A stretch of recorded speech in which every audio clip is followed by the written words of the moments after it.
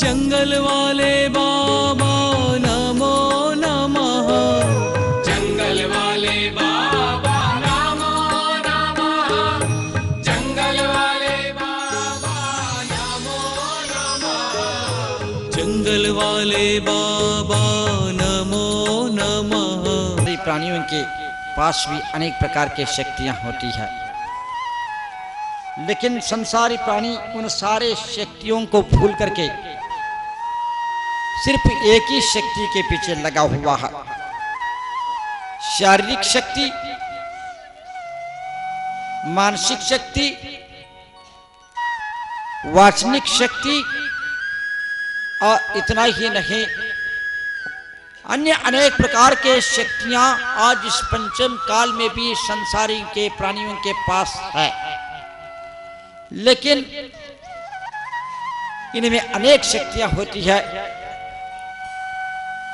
बंधुओं। धन की शक्ति, जन की शक्ति और इतना ही नहीं, आज संसारी प्राणी सिर्फ धन बल की शक्ति, जन बल की शक्ति और शारीरिक शक्ति के पीछे लगा है, जो इन शक्तियों का संसार में अथवा आत्म कल्याण में कोई मूल्य नहीं है।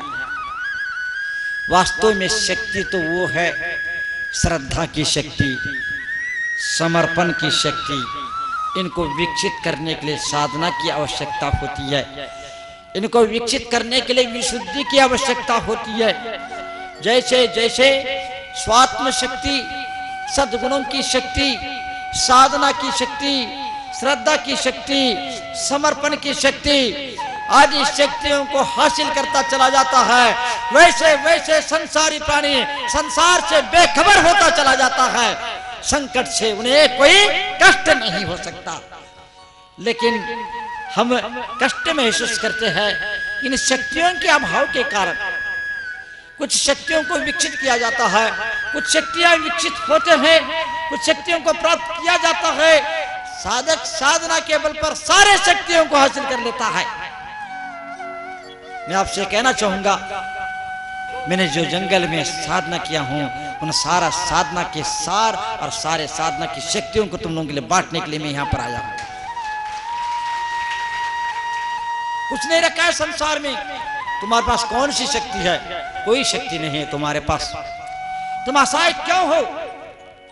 अनंत शक्ति के धारी होने के बाद भी तुम असहाय क्यों हो? अशक्त क्यों हो? मन से कमजोर क्यों हो? तन से कमजोर क्यों हो?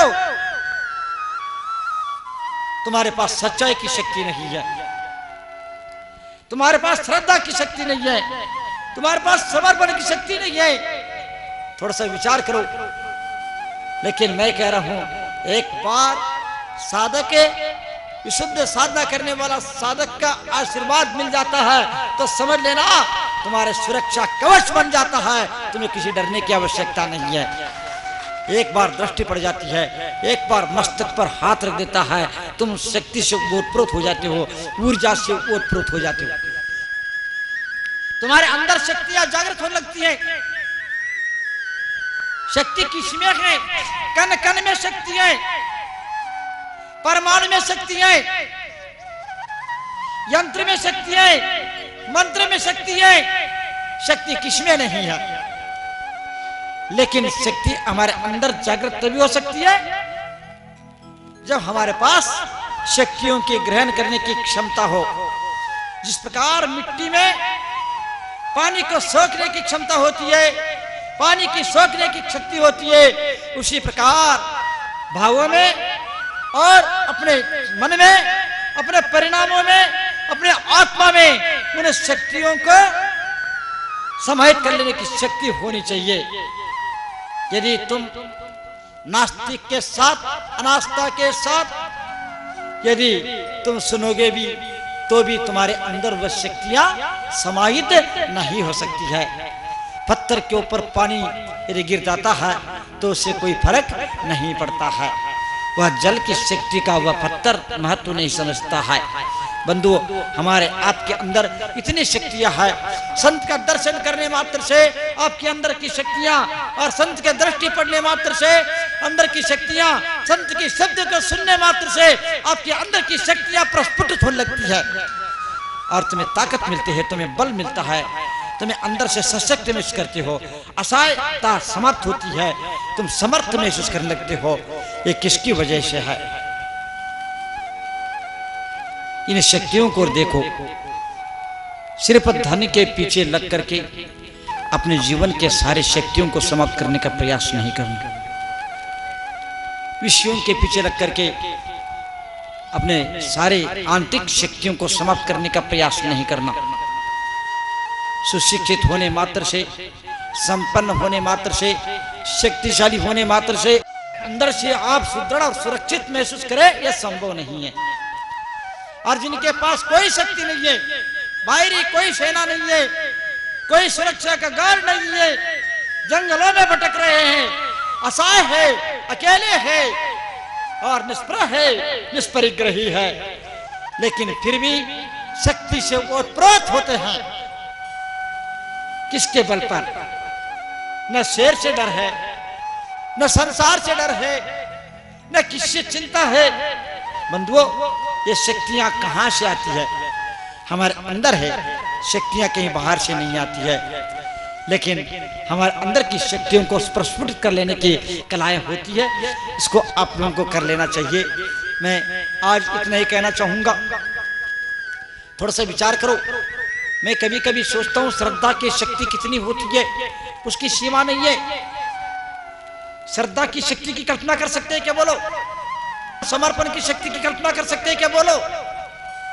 मैं सोचता हूं आचार्य गुरुवर विद्यासागर जी महाराज जब छोटे 20 साल के थे, उस समय वे कर्नाटक को छोड़ करके उत्तर भारत अजमेर के लिए पहुंच जाते, लेकिन 3 दिन की भूखे प्यासे वो 20 साल का बालक अजमेर पहुंच जाता है और वहां ज्ञान सागर जी के पास पहुंच करके प्रणाम करता है।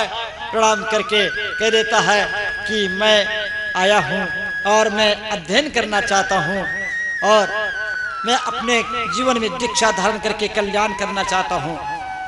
इस बात को सुन करके मासूम बालक के चेहरे को देख करके ज्ञान सागर जी महाराज ने कह दिया, तुम्हारा नाम क्या है? उन्हें अपने नाम बता दिया, विद्याधर। तो उन्हें कह दिया, ऐसे विद्याधर आते और हाथ मुड़ के चले जाते हैं। इतने कहते हुए उनके अंदर की शक्तियां जागृत हो जाती है और उस 20 साल के बालक 3 दिन के भूखे प्यासे पहुंचा है, लेकिन सीधा कह देता है कि गुरुदेव कि मैं आज से वाहन का जीवन पर्यंत के लिए त्याग कर देता हूं। उस त्याग की शक्ति को समझे, उस श्रद्धा की शक्ति को समझे, उस समर्पण की शक्ति को समझे। वही श्रद्धा और समर्पण की शक्ति ने आज उस विद्याधर को आचार्य विद्यासागर के रूप में प्रस्तुत किया है, जिनके सामने सारे संसार नतमस्तक है। बंधुओं, आपके अंदर भी ये सारे शक्तियां विद्यमान है। क्या श्रद्धा है, क्या त्याग की ताकत है? ताकत त्याग में है, भोग में नहीं है। तुम्हारे शरीर में शक्ति नहीं है। तुम भोजन करके अपने शारीरिक शक्ति को बढ़ाने की कल्पना करने वालों, याद रखो तुम्हारे अंदर कभी शक्तियां नहीं आ सकती है। तुम्हारा शरीर सशक्त नहीं हो सकता। तुम जितने जितने भोजन करोगे उतने उतने तुम्हारी शारीरिक शक्ति भी घटती चली जाती है। शरीर को सुंदर बनाने के लिए संसारी प्राणी त्याग कर सकता है, लेकिन स्वात्मा को सुंदर बनाने के लिए कोई त्याग नहीं है हमारे पास। बंधुओं, थोड़ा सा विचार करो, हम अपनी शक्ति को क्षीण किस प्रकार से कर रहे हैं।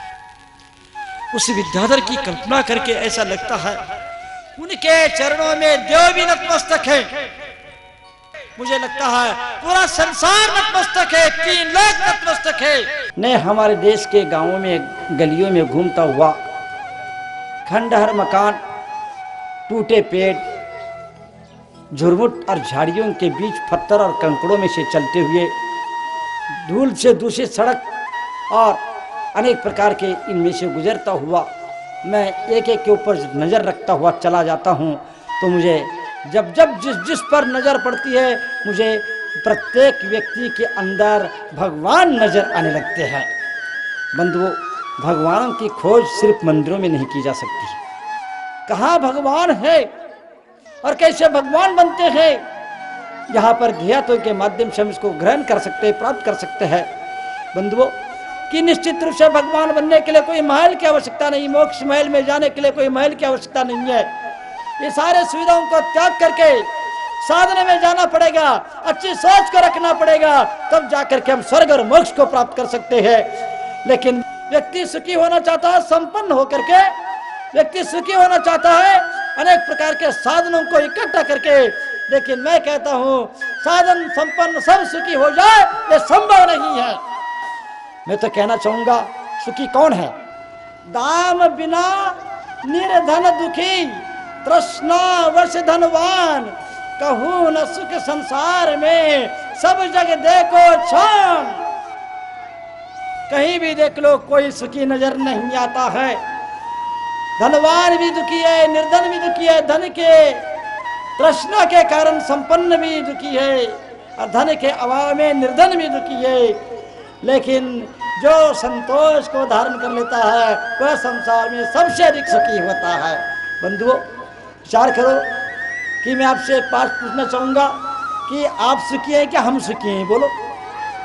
देखो आचार्यों ने कहा सूर्य नर अरु नागेंद्र भी, सूर्य अर्थात सौदर इंद्र जैसे वैभवशाली व्यक्ति भी जिनके पास इतनी शक्ति होती है, सुमेरु पर्वत की चोटी को पकड़ करके हिला करके 1,40,000 योजन ऊंचे सुमेरु पर्वत को उखाड़ करके समुद्र में फेंक सकता है। ऐसे शक्तिशाली, ऐसे वैभव संपन्न होने के बाद भी वह सौदर इंद्र भी सुखी नहीं होता। सूर्य नर अरु नागेंद्र भी अर्थात वह चक्रवर्ती भी सुखी नहीं होता, जिनके पास 18 करोड़ घोड़े, 84 लाख हाथी, षटखंड के अधिपतित्व, 96,000 रानियां, 32,000 मुकुटबद्ध राजा जिनके चरणों में नतमस्तक है, ऐसे चक्रवर्ती भी सुखी नहीं होता है।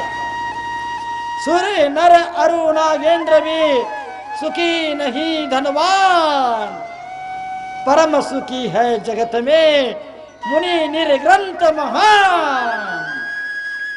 जिन्होंने संतोष को धारण कर लिया, जिन्होंने सदाचार को धारण कर लिया, जिन्होंने सच्चारित्र को धारण कर लिया, दुराचार दुख देना जिन्होंने बंद कर दिया, और इतना ही नहीं संतोष को धारण कर लिया, जिन्होंने संयम को धारण कर लिया और सारे ममत्व को त्याग कर दिया, शरीर हो, परिवार हो, संसार हो, ममत्व का त्याग किया, वह व्यक्ति सुखी हो जाता है। इसीलिए सूर्य नर अरु नागेंद्र भी सुखी नहीं धनवान, परम सुखी है जगत में मुनि निर्ग्रंथ महान। जिन्होंने सत्य को समझ लिया, जिन्होंने संयम को धारण कर लिया, जिन्होंने संतोष को धारण कर लिया, जो राग द्वेष मोह माया से ऊपर उठे वह सुखी होता है। और उनके सानिध्य में बैठने वाले सारे भव्य जीव भी सुखी होते चले जाते हैं। मैं इतना खुश हो गया हूँ, इतने प्रसन्न हो गया हूँ, जैसे प्रवेश से लेकर के अभी तक की नजारा देख रहा हूँ। हर व्यक्ति संत की वाणी को सुनने के लिए तरस रहा है, उनके प्रति समर्पित है। ये तुम्हारी श्रद्धा, ये तुम्हारे समर्पण एक साधु को भी अंदर से प्रभावित कर देता है, साधु के लिए सोचने के लिए मजबूर कर देता है। साधु तुम्हारा मकान नहीं देखता है, तुम्हारे दुकान नहीं देखता है, तुम्हारा धन नहीं देखता है, तुम्हारा तन नहीं देखता है, बंधुओं तुम्हारे भावों को देखता है, तुम्हारे परिणामों को देखता है, तुम्हारी विशुद्धि, तुम्हारे श्रद्धा समर्पण को देखता है। यहाँ पर इन देहातों में जो श्रद्धा समर्पण, जो संतोष भाव, जो एक दूसरे के प्रति प्रेम, जो एक दूसरे के प्रति वात्सल्य, एक दूसरे के प्रति विश्वास जो देखने को मिलता है, ये सिटियों में, महानगरों में, शहरों में नहीं मिल सकता है।